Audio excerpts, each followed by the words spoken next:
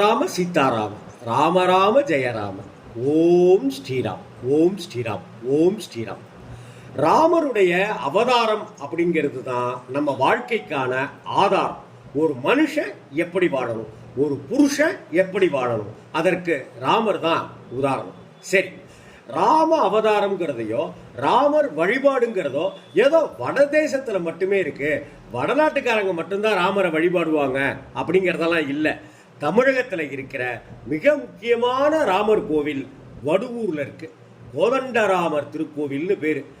கோதண்டராமர் தான் அங்க இருக்கிற ராமருடைய திருநாமம்.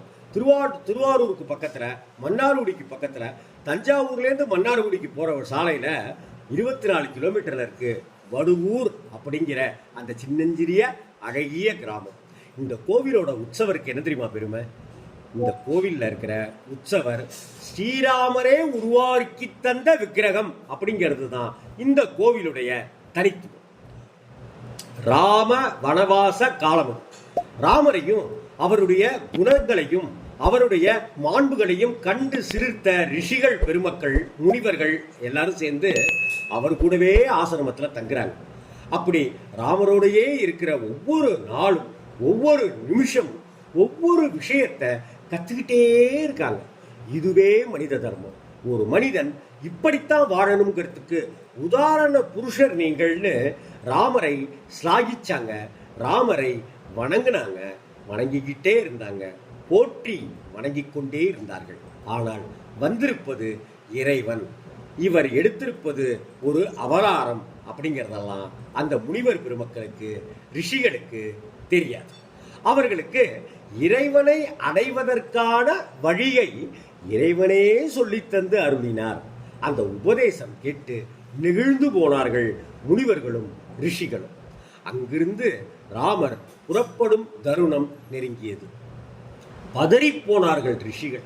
உங்களை பிரிஞ்சு எங்களால இருக்க முடியாதுங்க, ஆகவே எங்களுடனேயே இருந்துருங்களேன், இந்த வனத்துல இந்த ஆசிரமத்திலேயே இருந்துருங்களேன், உங்களுடைய வழிகாட்டுதலின்படி நாங்கள் பகவானை அடைவோம் அப்படின்னு சொல்லி கண்ணீர் விட்டாங்க, கதறினார்கள், வேண்டி கேட்டுக்கொண்டார்கள்.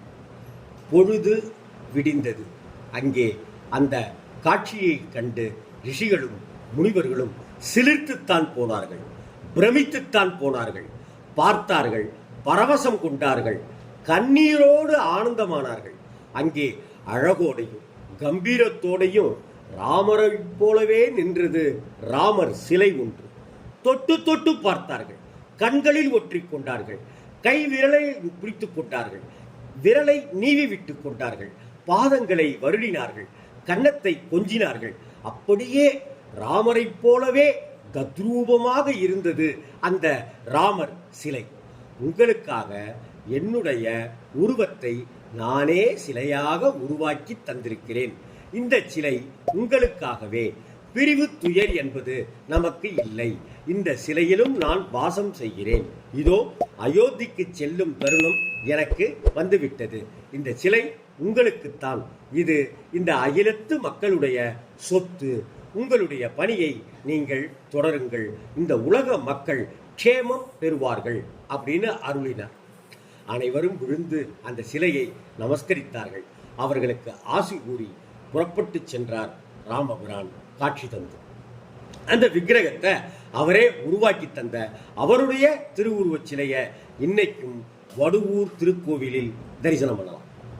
பங்குனி புனர்பூச நாள்ல துவங்கி 10 நாள் விழாவாக சித்திரை தாண்டியும் நடக்கக்கூடியதுதான் இந்த விழா. அதாவது பிரம்மோற்சவ திருவிழா. 9ஆம் நாள்ல தேரோட்டம். திருத்தேர்ல ராமாயண காட்சிகளை சின்னஞ்சிறிய சிற்பங்களா வடிச்சிருக்கிறது கொள்ளை அழகோட இருக்கும்.